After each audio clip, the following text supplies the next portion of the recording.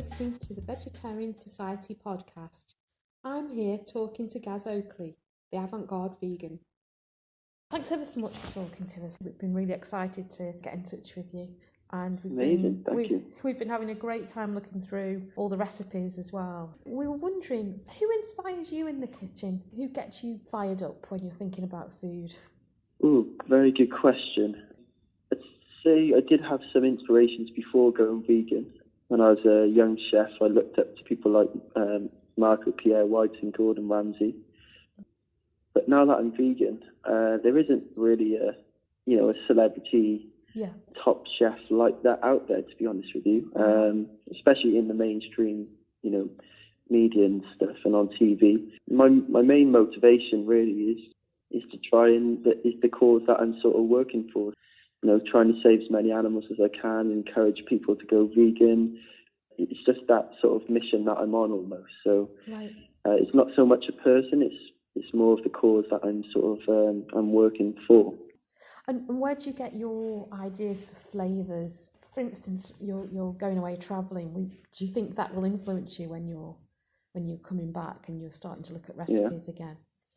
I generally get my inspiration from day-to-day life. If I'm at a supermarket or a market and see some vegetables that I think I could do something with, I'll always experiment. Yeah. That sounded so weird.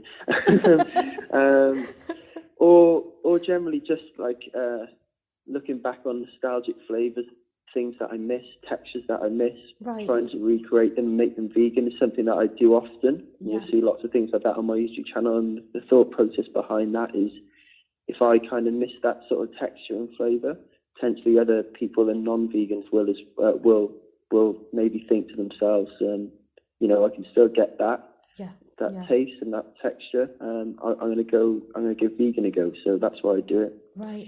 I mean, that sort of leads into Christmas as well, doesn't it? Because I think that's one of the things that people worry about at those big occasions like Christmas is all those things that you might miss. And I think your book's been trying to address that, hasn't it? Definitely, yeah. Yeah, well, things like, I cooked for my non-vegan aunties and cousins last Christmas, and obviously 100% of vegan Christmas dinner, and they didn't miss anything. Right, what did you give them?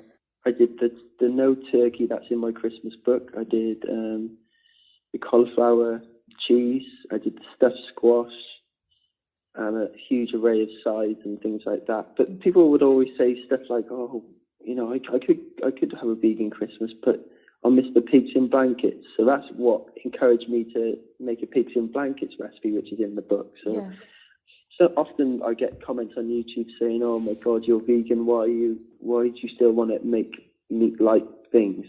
And it is just going back to the point that when you aren't brought up as a vegan, you live your life as a meat eater for 20 plus years. You become accustomed to tastes and textures. I have no issue with meat replacements or making them, and I believe that the more offering for them out there, the more people that are going to potentially cut down on meat or better go vegan. Yeah. So it sounds like as long as that table's full of tasty food, that everyone's happy, really. Exactly, and as long as there's flavour there, you're not going to miss anything. No. What would be your favourite dish for Christmas? Your one that you would suggest if you're going to make one, make this. Good question. I really, really love the ultimate Christmas Wellington that's in my book. It's just got every Christmas flavour you can think of inside it, and it's kind of an easy way to make seitan, which if people haven't made before, it's the perfect thing at Christmas time because you get that nice meaty texture. But it's a lot easier to make this one. It's just amazing. Orangey, cranberry, sage, rosemary, chestnuts, all those lovely Christmas flavours are inside. Wow. I'm so hungry now you've said all that. Same. I can smell it and I'm not even in the kitchen. It's incredible. It's incredible. On Christmas Day, do you have any tips for people who perhaps are getting things ready and like how not to panic? Because juggling things on Christmas Day is quite difficult, isn't it, when you're in charge of the food? Definitely. My advice is don't make it on Christmas Day. So basically, all the centerpiece, the main like wheat gluten seitan centerpieces that are in my book, such as the turkey, the Wellington I talked about, the beef, and things like the pigs in blankets that I made, and things like that can all be made 3 to 4 days in advance. And all you need to do on the day is, do the final touches, put them in the oven, etc. That's what I would do. So much easier when you have things made and you're not stressing on the day. Yeah. And then you can just sort of make sure that your sides, your vegetables, your gravy, your potatoes are all top notch because you have time. You're not worrying about the centerpiece. It's already done and dusted. Yeah. So that's my advice. Brilliant. Something that I know causes a bit of division within the veggie and vegan world is, how do you feel about nut roasts? Are you a fan or? Yeah, I'm a huge fan.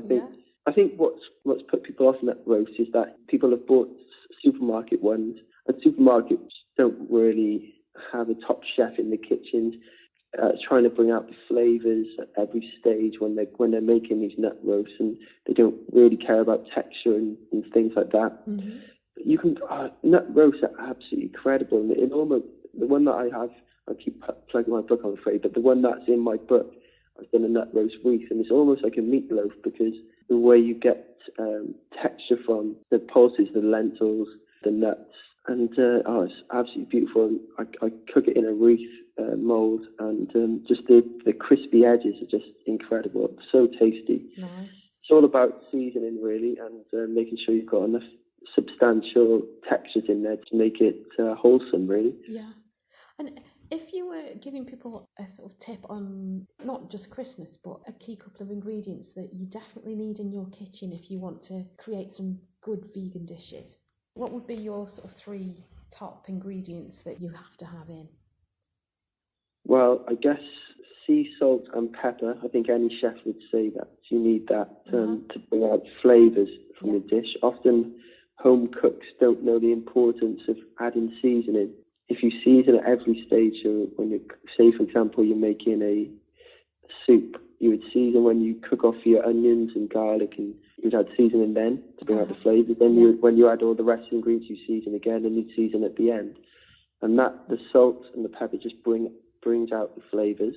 My next ingredient again would be something to help season would be miso paste, which is not something that people know too much about, but I think it's gaining more and more popularity in general cooking these days. It's always been a huge thing in Asian cooking, Japanese food and things like that. Mm-hmm.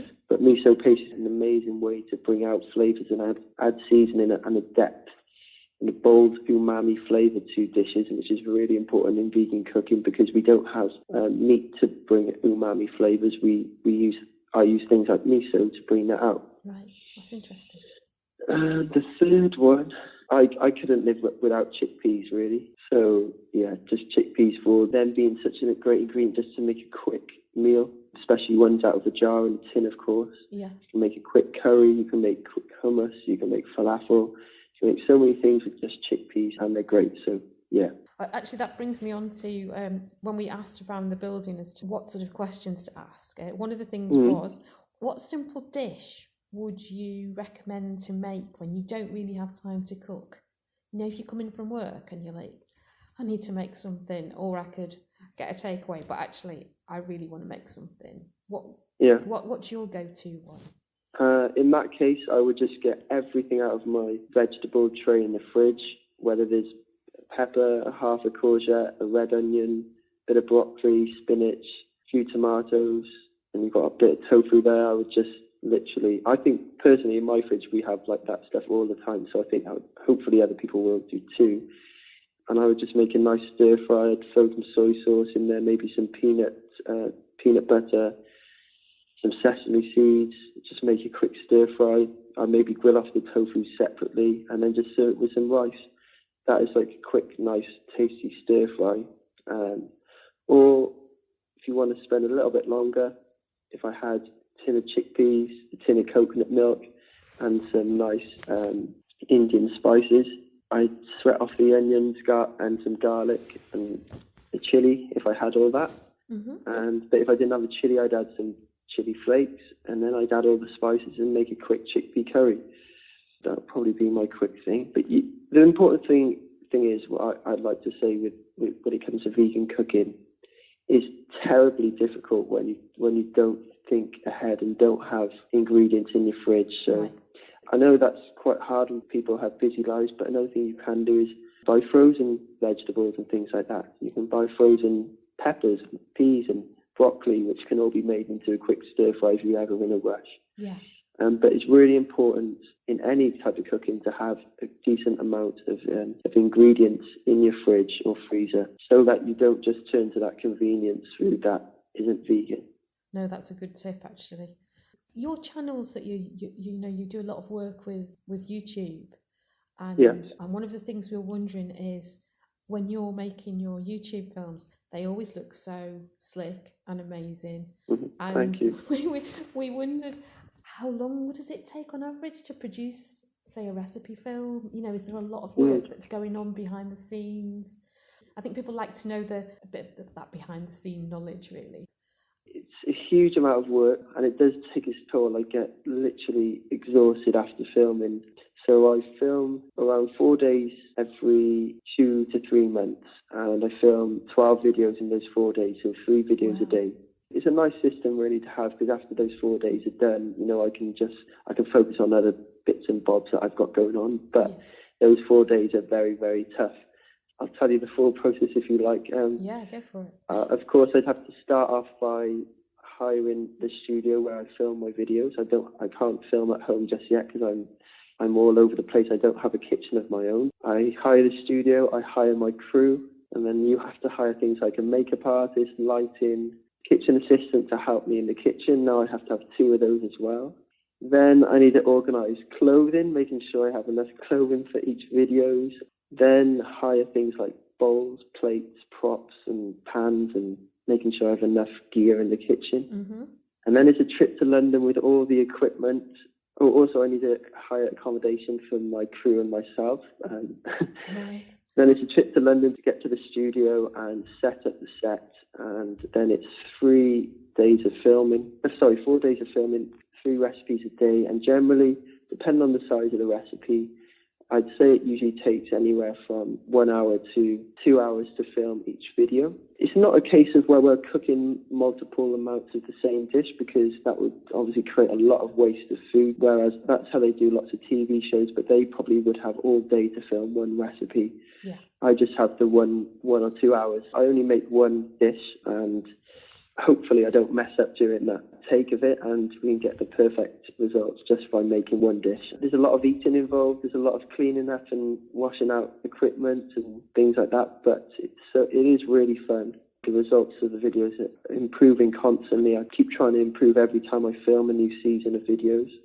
I've just actually filmed season 8, which is a season of 12 videos. There's 3 general recipes, and then we have 9 Christmas recipes. Yeah. So they're going to be released over the next couple of months, and I'm trying to up the levels again with creative graphics and on-screen animations and things like that. So they're going to get better, I hope, and the recipes are even better too. It's a lot of work, isn't it? You don't realise how, well, you do, but we don't as viewers. We just think, oh, this is nice, and you've just knocked this up. But it's, when you listen to everything that goes into it, it's quite intensive, isn't it? It is, yeah, it's tough, but it could be a lot easier. It's just because I'm such a perfectionist, I'm trying to get better each time. It's I just keep pushing the boundaries and adding more work to myself, and then keep forgetting that I'm actually having to present on camera as well. Right. If I had a twin, I would just let them do it, but I don't. And food photography, do you ever do your own food photography, or did you do that in the past? So when I started my Instagram over 2 years ago now, that's how I started. I started taking pictures of the dishes I was cooking at home and posting pictures of them that I've taken on my iPhone on Instagram. Yeah. Then it started getting more serious, and people were following me from everywhere, and I decided to upgrade and get a proper camera.